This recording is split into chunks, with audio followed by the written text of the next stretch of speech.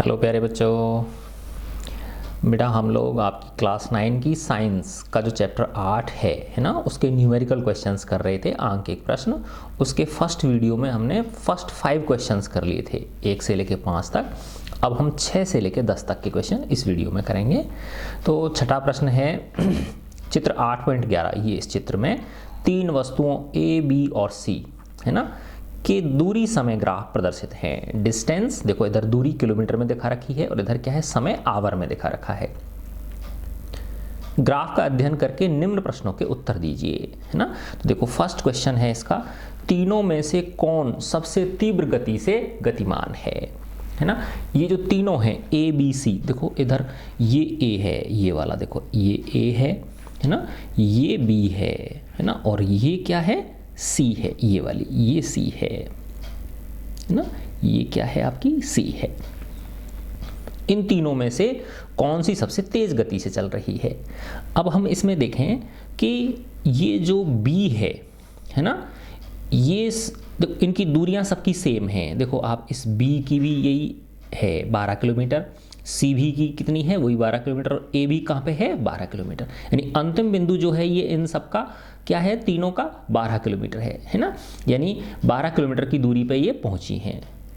अब इसमें ये है कि कौन सी वस्तु ने, ठीक है ना, कम समय में ज़्यादा दूरी तय करी है, तो वो तेज होगी कि नहीं होगी, है ना। तो अब आप इसका बी का देखो, है ना। बी ने ये 12 किलोमीटर कितनी देर में पहुंच गई, यहाँ से लेके और ये यहाँ तक, है ना। अगर आप इसको देखो तो ये 1.2 है, ये 1.4 सेकंड आवर में कितने 1.4 घंटे में पहुंच गई। ये कितनी, कौन सी वाली, बी वाली। अब इसको देखो आप, ए वाली को देखो, है ना, ये ए है ना, ए ये जब इसको आप यहाँ देखोगे तो ये कितना आ जाएगा 1.2 1.6 और ये कितने 4 का अंतर दिए, लगभग 2 घंटे में पहुंची है। ए वाली जो है वो 2 घंटे में पहुंची है। सी वाली का चेक कर लो सी है आपकी, ये रही, ठीक है ना, ये वाली ये सी है आपकी। तो देखो सी भी कितने 0 से लेके, है ना, और इसका सी का जब करोगे तो ये 1.6 1.8 आवर करीब हो गए, है ना। तो इसका मतलब जो बी वस्तु है ना, वो सबसे कम समय में दूरी तय कर रही है, तो इसकी स्पीड क्या होगी, सबसे ज़्यादा होगी। दूसरे शब्दों में हम ये कह सकते हैं कि किस वस्तु का जो ये स्पीड टाइम कर्व है, इसका जो ढाल है, स्लोप है, वो ज़्यादा है ना। तो किसका स्लोप ज़्यादा है ना, इस बी वाली का जो ढाल है वो ज़्यादा है। देखो ये बी ज़्यादा खड़ी दिख रही है ना। बी जो वस्तु है वो क्या है, बिल्कुल स्ट्रेट खड़ी हुई है। इसका जो ग्राफ है सी का कम है और ए का भी कम है, ठीक है ना। तो जिस वस्तु का ढाल ज़्यादा होता है, क्योंकि दूरी समय ग्राफ का जो ढाल होता है वो किसको, जो स्लोप होता है वो किसको शो करता है, वेग को शो करता है ना। और वेग समय ग्राफ का जो ढाल होता है, स्लोप होता है, वो किसको शो करता है, वो त्वरण को शो करता है ना। तो एक तरह से ऐसे समझो आप, देखो ये एक्स अक्ष है और ये वाई अक्ष है। तो एक्स अक्ष के साथ जितना ज़्यादा कोण होगा वो उसका ढाल उतने ज़्यादा हो, क्योंकि ढाल जो होता है वो tan थीटा के बराबर होता है ना। और थीटा की वैल्यू जो जैसे जैसे बढ़ती है तो tan थीटा का मान क्या होता है, बढ़ता है। तो दूरी समय ग्राफ में जो tan थीटा है वो किसको शो करता है, वेग को शो करता है, ठीक है ना। तो देखो आप इस वाली का देखो, बी का ये वाला कोण है ना, इसको θ1 मान लिया आपने, ठीक है ना। फिर इसका सी वाले का देखो, इस वाले का अगर यहाँ पे ऐसे एक लाइन खींच देते हो आप, तो ये वाला कोण है ना, ये θ2 हो गया माना। फिर ये ए वाले का ले लो, ये इधर कर ली, ये θ3 हो गया। तो आप देखो θ1 θ2 और θ3 में किसकी वैल्यू ज़्यादा है, θ1 की वैल्यू ज़्यादा है। जो θ1 किसका है, बी वाली वस्तु का है ना। तो जिसका कोण ज़्यादा होगा एक्स अक्ष के साथ, वो उतनी ही तेज गति से चल रही होती है। तो दोनों तरह से हम इसको समझ सकते हैं, यानी कम समय में जो वस्तु ज़्यादा दूरी तय कर रही है ना, या समान दूरी को जो वस्तु कम समय में तय कर रही है वो क्या होगी, सबसे तेज होगी। दूसरा ये कर सकते हैं हम कि उसका थीटा देख लिया हमने, एक्स अक्ष के साथ कितना कोण बना रही है, और तो जिसका कोण ज़्यादा होगा, है ना, या और देखो सामान्य भाषा में अगर आप समझना चाहो, आप ऐसे समझो कि इस पे से फिसलते हो आप इन तीनों पे से, है ना, आपको इन पे बिठा दिया, ये एक तरह से फिसल पट्टी मान लो आप इनको, तो बी पे से फिसलो, सी पे से फिसलो और ए पे से फिसलो, किस पे ज़्यादा तेज़ी से गिरोगे आप, है ना, तो जिसका ज़्यादा ढाल होगा उस पर ज़्यादा तेज़ी, तो बी पे से जब फिसल के नीचे आओगे ज़्यादा तेज़ी से आओगे, है ना, सी और ए की बनस्पत, सी और ए की तुलना में, है ना, इसका मतलब बी का ढाल क्या हो गया, ज़्यादा हो गया, और इसलिए बी जो है ये सबसे तेज़ गति से गतिमान है। ठीक है, तो हमने 3 तरह से इसका आंसर दे लिया। सेकंड है, क्या ये तीनों किसी भी एक समय सड़क के एक ही बिंदु पर होंगे? ये जो तीनों वस्तु हैं ये क्या एक ही बिंदु पे होंगी, है ना, एक ही समय में? क्या ये तीनों किसी एक समय, तो इसका मतलब ये कि क्या ये तीनों कहीं एक जगह पर काट रही हैं क्या, है ना, तो जहाँ एक जगह काटेंगी वो टाइम सेम हो जाएगा, लेकिन नहीं, देखो ये वाली वस्तु, है ना, ये जो B है और ये C है ये यहाँ पे काट रही हैं, है ना, और ये जो B है और A है वो यहाँ पे काट रही हैं, तो कोई एक कॉमन पॉइंट इनका नहीं है, तो ये तीनों किसी भी समय सड़क के एक बिंदु पे नहीं होंगी।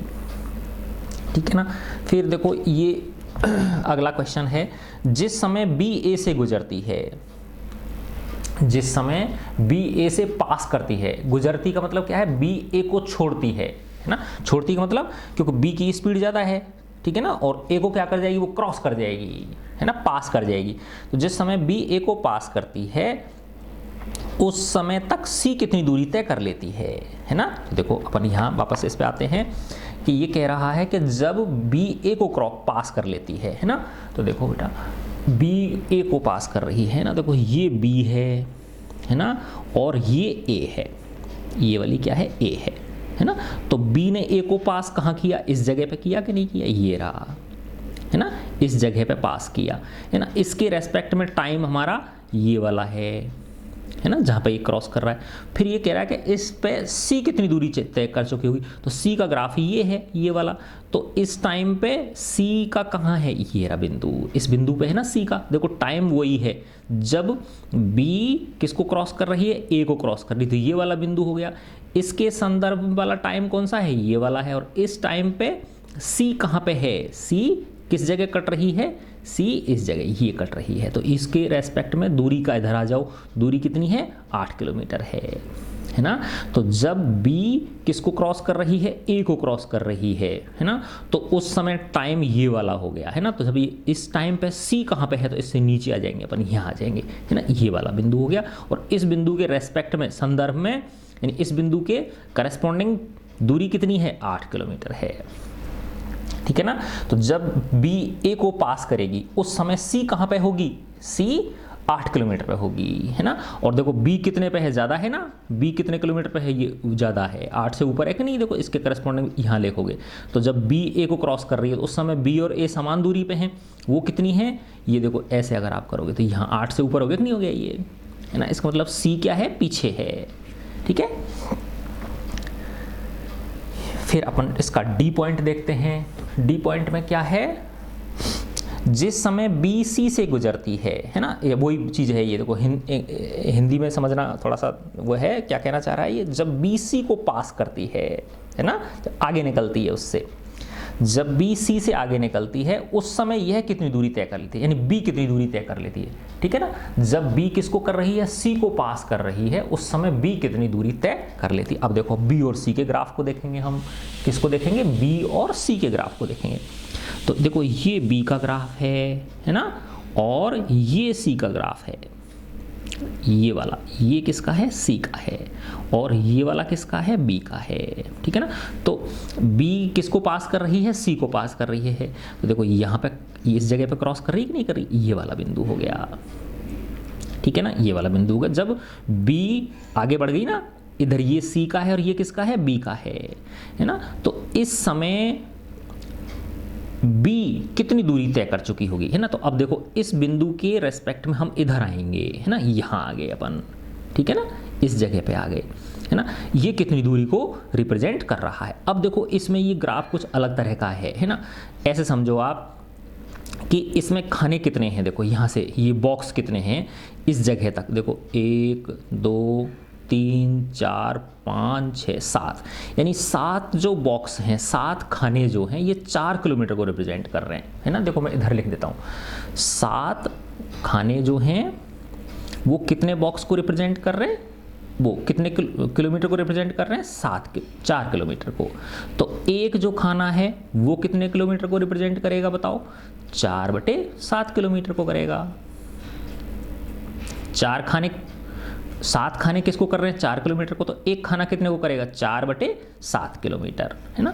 अब जो ये वाला पॉइंट पे आ जाते हैं अपन, जो कह रहा था कि बी जब सी को क्रॉस करती है ना, यानी ये बी है और ये सी है, तो ये यहाँ पे क्रॉस कर रही है नहीं कर रही है, तो उस समय बी किस दूरी पे है ना, उस समय तक यह कितनी दूरी तय कर लेती है, यानी वो तो एक ही पॉइंट है, बी कर लो चाहे सी कर लो, तो इस पॉइंट के करस्पॉन्डिंग अपन इधर आ जाते हैं यहाँ, ठीक है ना। तो यहाँ देखो आप कितने बॉक्स हो गए इस बिंदु के, देखो यहाँ 7 थे, ये 8 हो गए, ये 9 हो गए और ये 10 हो गए, तो यानी 10 खाने हो गए, है ना। देखना इसके संदर्भ में यहाँ तक पहुँचे अपन, इस जगह तक आए, तो यहाँ नीचे से लेके यहाँ तक कितने खाने हो गए, 10 हो गए। देखो 7 तो यहाँ तक हो गए थे, 8 9 और 10, तो 10 खाने कितने को रिप्रेजेंट करेंगे, है ना। 10 खाने कितने किलोमीटर को रिप्रेजेंट करेंगे, 4/7 × 10, है ना।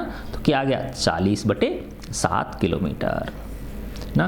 तो 40 में किसका भाग दे देंगे हम, 7 का अगर भाग दे देंगे तो देखो 7 7 7 पंजे 35, 5 बच गए 50, 7 7 49, 7 एकम 7, 5.71 किलोमीटर पे ये होगी। यानी जो बी है जब सी को क्रॉस करेगी उस समय कितनी दूरी तय कर चुकी होगी, बी भी तय कर चुकी होगी और सी भी कितनी दूरी तय कर चुकी होगी, 5.71 किलोमीटर। तो इस तरह से हम ग्राफ को रीड करते हैं, ठीक है बच्चों। बहुत अच्छा क्वेश्चन था। अब अपन इस पे आते हैं, है ना। कौन सा क्वेश्चन है वो आपका, ये देखो, इसके प्रश्न के उत्तर मैंने सबको आपको दे ही दिए हैं, ठीक है। अब अपन नेक्स्ट क्वेश्चन पे आते हैं। अगला क्वेश्चन क्या कह रहा है, देखो बहुत आसान है। 20 मीटर की ऊंचाई से एक गेंद को गिराया जाता है, कितनी ऊंचाई से, 20 मीटर की ऊंचाई से, है ना। यानी ऐसे समझो ये एक गेंद है, यहाँ से इसको गिराया मैंने, ठीक है। ये कितनी दूरी है, 20 मीटर, ये 20 मीटर है। 20 मीटर की ऊंचाई से गेंद को जेंटली गिराया जाता है, धीरे से गिराया जाता है। इसका मतलब प्रारंभ में उसको पकड़ रखा है और बिल्कुल छोड़ दिया, यूं ही अनायास छोड़ दिया। इसका मतलब है ना, हमने कोई बल नहीं लगाया उसको छोड़ते समय। देखो इसको कहने का मतलब है ना, इंग्लिश की बुक में लिख रखा है जेंटली गिराया जाता है, gently thrown downward, GENT। Gently का मतलब क्या होता है, बहुत धीरे से, अर्थात जब इसको नीचे गिराया तो हमने कोई फोर्स नहीं लगाया उसके ऊपर, बस छोड़ दिया उसको, है ना। तो फिर वो किसके अंडर में आएगी, ग्रेविटी के अंडर में नीचे आएगी, गुरुत्वाकर्षण बल की वजह से नीचे आएगी, उस पर जो गुरुत्वीय त्वरण है वो लगेगा उसके ऊपर, ठीक है ना। तो 20 मीटर की ऊंचाई से एक गेंद को गिराया जाता है, ये हमारी जो है ना धरती है, जमीन है। यदि उसका वेग 10 मीटर पर सेकंड स्क्वायर के एक समान त्वरण की दर से बढ़ता है ना। त्वरण क्या किसको दर्शाता है, वेग में परिवर्तन को दर्शाता है। तो देखो बहुत अच्छा समझने के लिए ऐसे समझो आप, ये 10 मीटर पर सेकंड स्क्वायर है ना, इसका मतलब क्या होता है, ये त्वरण है, क्या है बच्चों, ये त्वरण है। देखो बहुत आसानी से समझो, बहुत इसको मैं ऐसे लिख सकता हूँ, 10 मीटर पर सेकंड, है ना, आया समझ में। या देखो ऐसे समझ लो, 10 मीटर पर सेकंड, यानी हर सेकंड उसका वेग कितना बढ़ता है, 10 मीटर प्रति सेकंड बढ़ जाता है ना।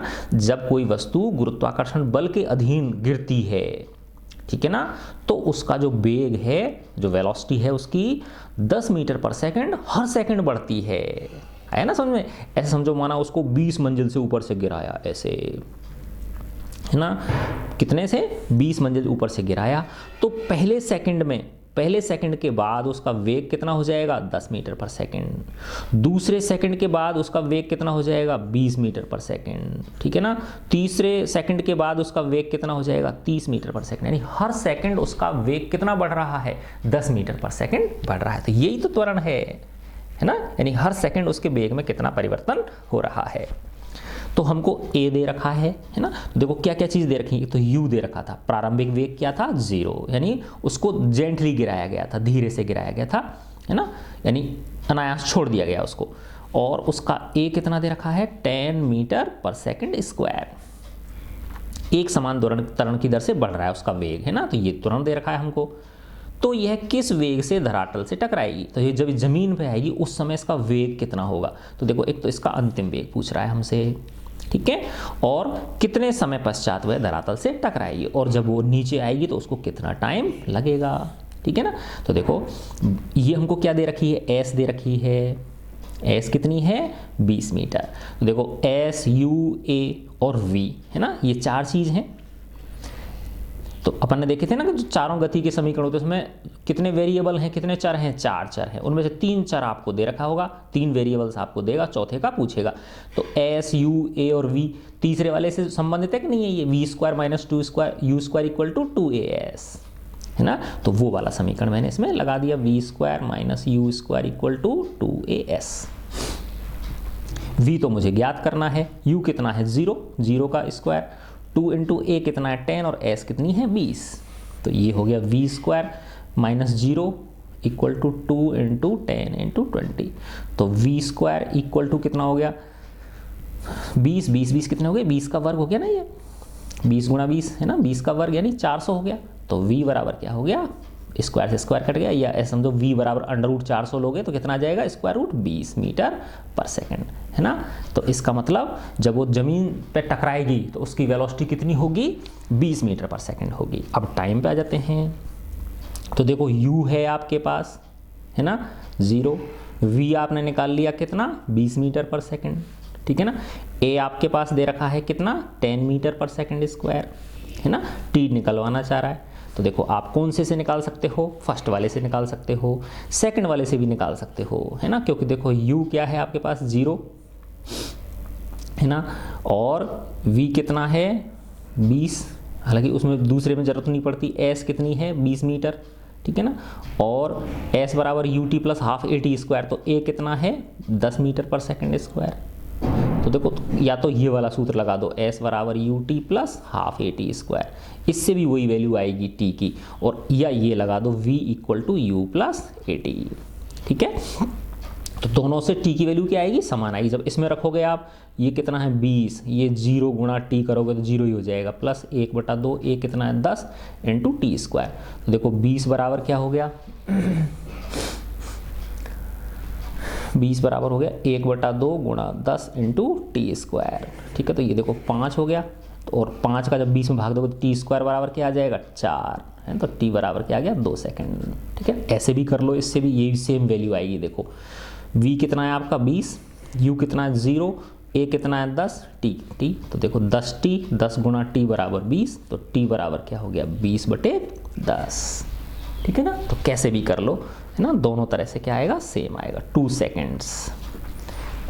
तो जब वो धरती पर टकराई उस समय उसका वेग कितना था 20 मीटर पर सेकंड था, और टाइम कितना लगा 2 सेकंड। और वैसे भी देख लो, मैंने बताया था ना आपको कि जब मुक्त पतन होता है किसी वस्तु का, ऊपर से जब वो गुरुत्वाकर्षण बल के अधीन नीचे आती है तो उसका वेग हर सेकंड कितना बढ़ता है 10 मीटर पर सेकंड बढ़ता है, तभी तो उसको त्वरण जो है वो 10 मीटर पर सेकंड स्क्वायर हम ले लेते हैं मोटा मोटा, वैसे 9.8 होता है, ठीक है ना।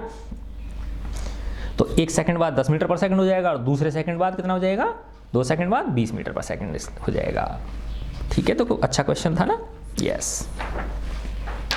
अब अपन 8वां प्रश्न आते हैं। 8वां प्रश्न में भी क्या है, ग्राफ है। क्या है इसके अंदर, ये देखो, इसमें बुक में से पढ़ देता हूँ फिर मैं आपका, ये थोड़ा सा बड़ा कर देता हूँ इसको जिससे आपको अच्छी तरह से दिख जाएगा ये।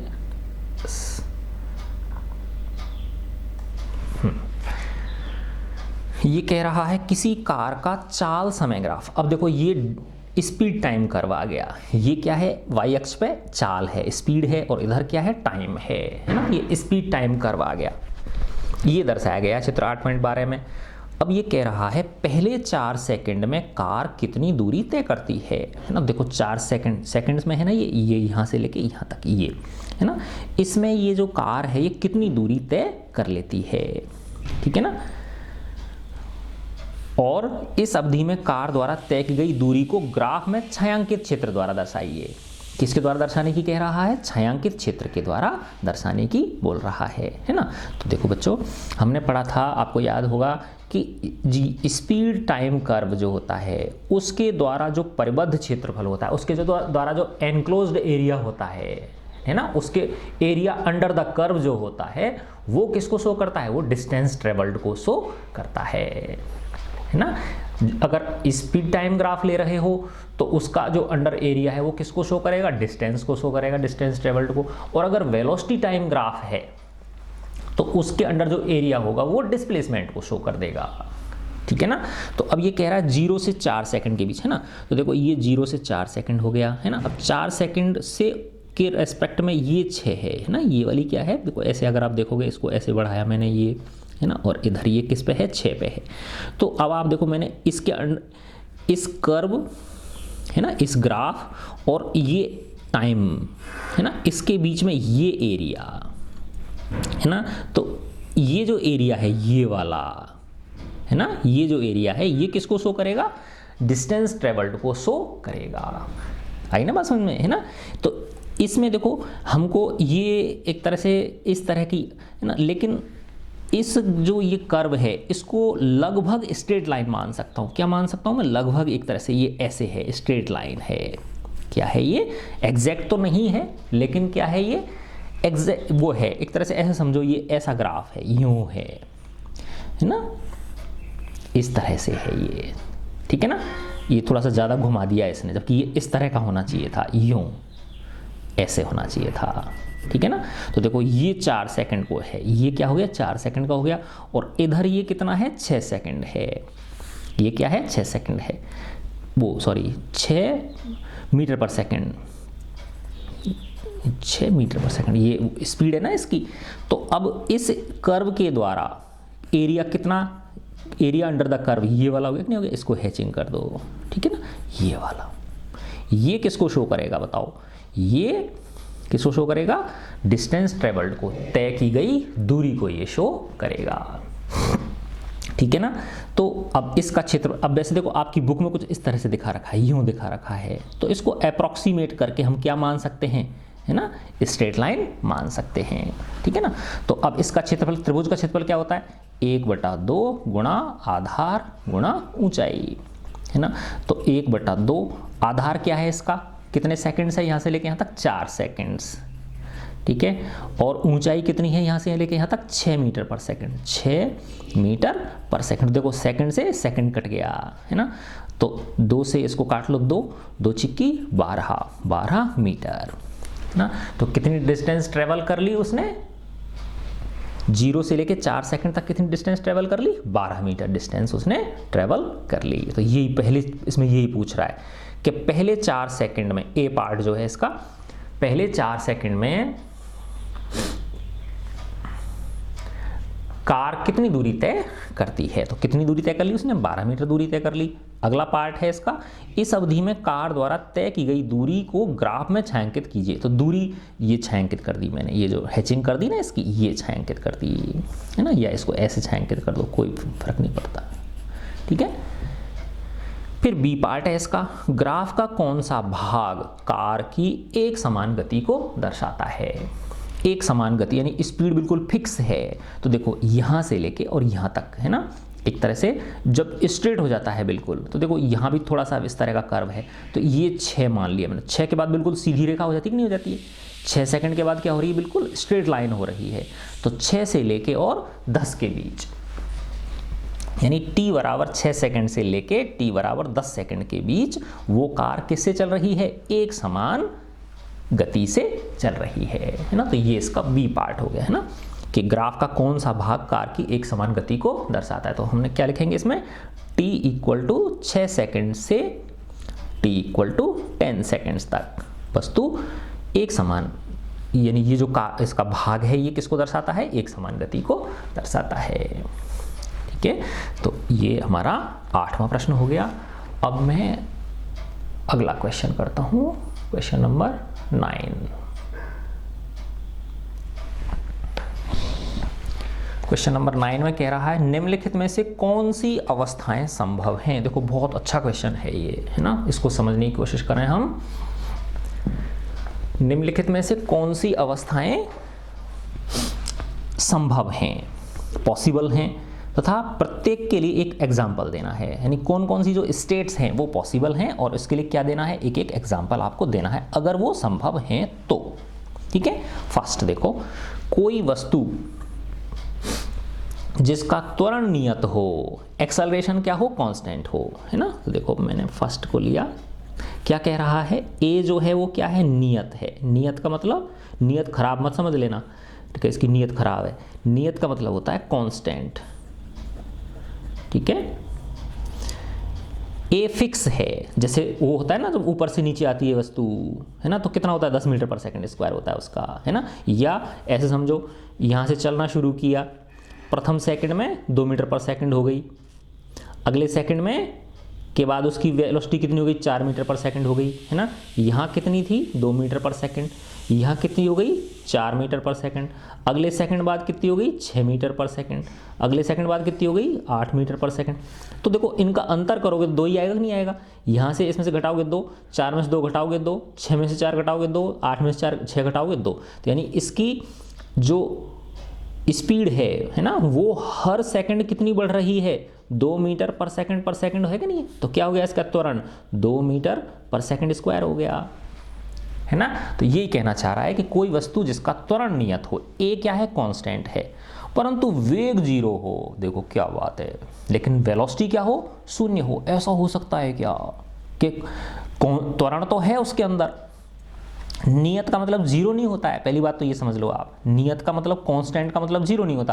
कांस्टेंट का मतलब क्या है, वो मान फिक्स है उसका, चाहे 1 मीटर पर सेकंड स्क्वायर मान लो, चाहे 2 मीटर पर सेकंड स्क्वायर मान लो, चाहे 50 मीटर पर सेकंड स्क्वायर मान लो, पूरी यात्रा के दौरान वो उसका त्वरण फिक्स है, ठीक है ना।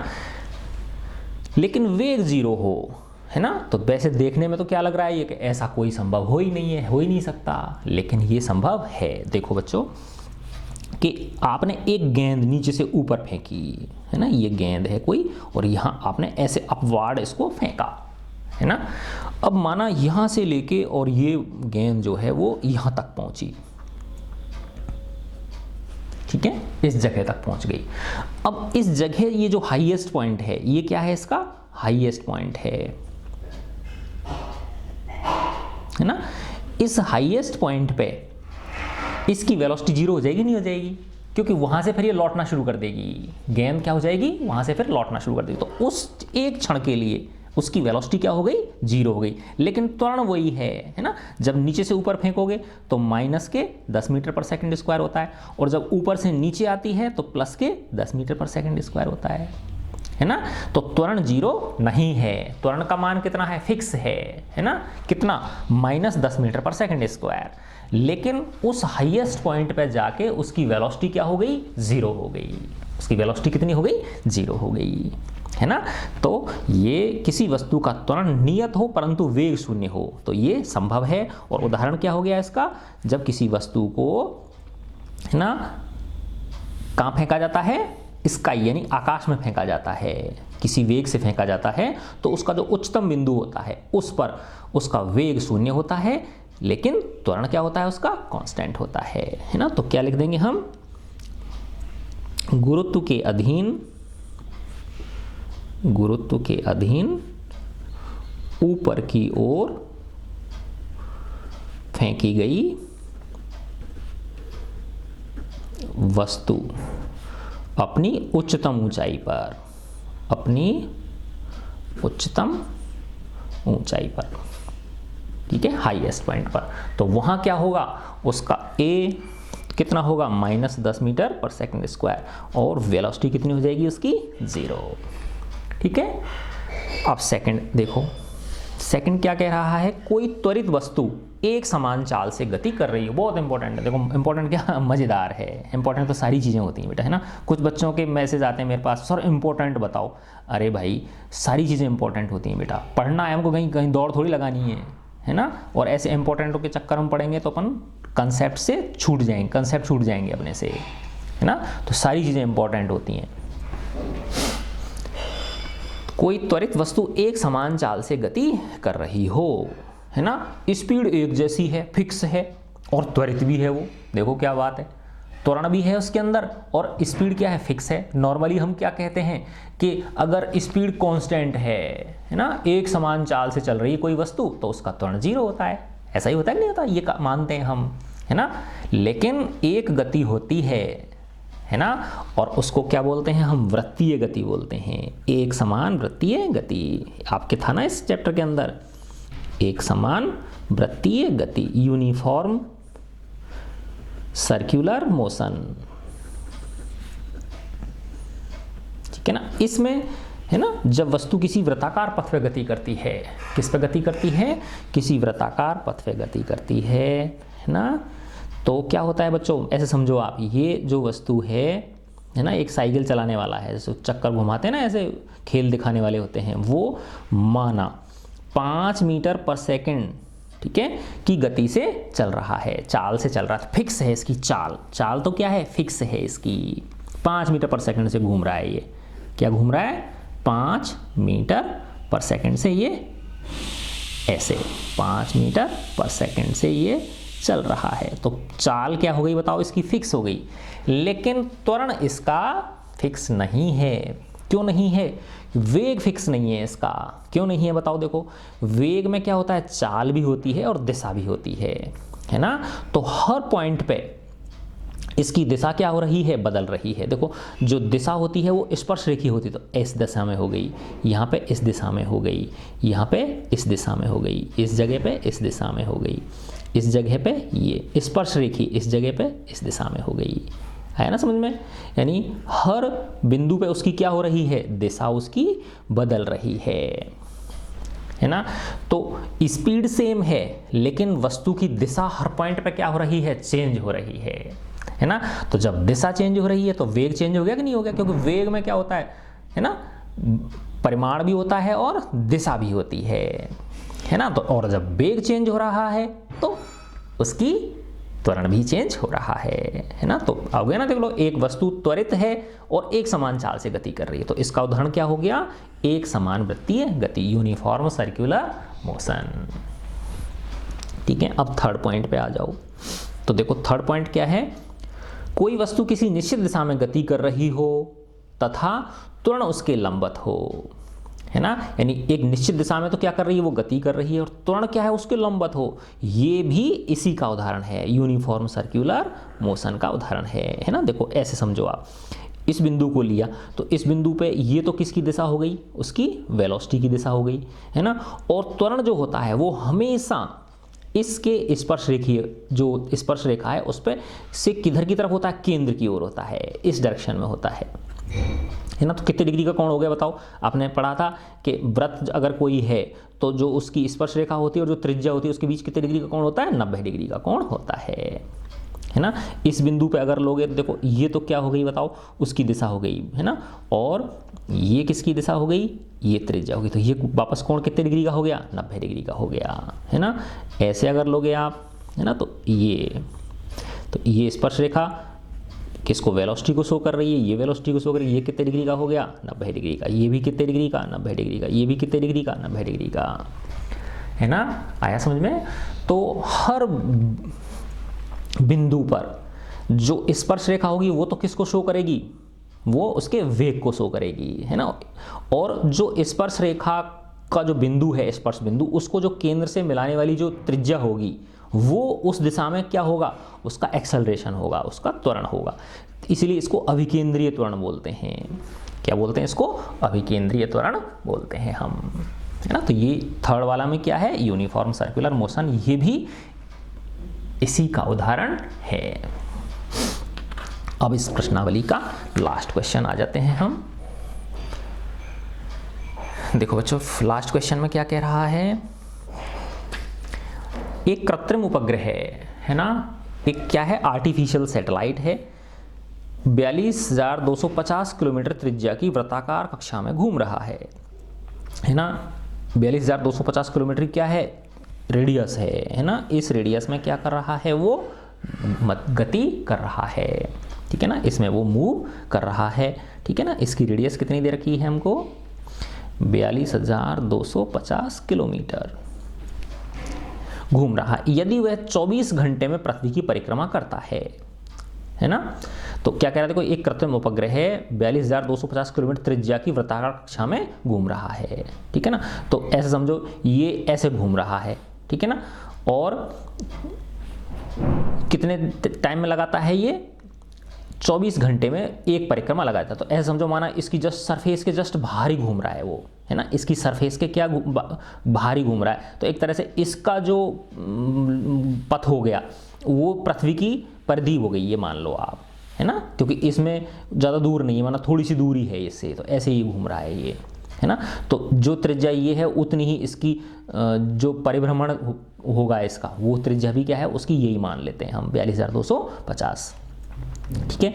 तो इसकी चाल पूछ रहा है, तो चाल बराबर क्या होती है, कुल दूरी बटे कुल समय, है ना। तो चाल बराबर क्या होती है, कुल तय दूरी बटे कुल समय। तो कुल तय दूरी कितनी हो जाएगी, 2πr हो जाएगी ना, कितनी, 2πr, और कुल समय कितना है, 24 घंटे, है ना। अब r किस में है, किलोमीटर में है, ये किस में है, आवर में है, तो किलोमीटर पर आवर में कर लेना, या इसको किलोमीटर को मीटर बदल लो, घंटे के सेकंड बदल लो, कैसे भी जैसे आप चाहो वैसा कर सकते हो, है ना।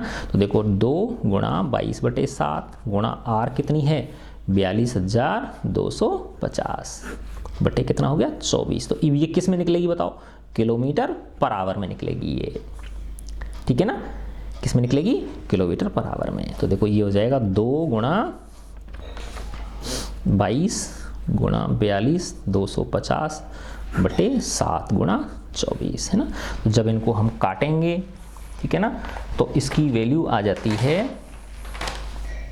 मैंने लिख रखा है बेटा इसका कैलकुलेट करके, जब इनको गुणा करोगे आप तो ये ऊपर तो आता है 11,065.47, ठीक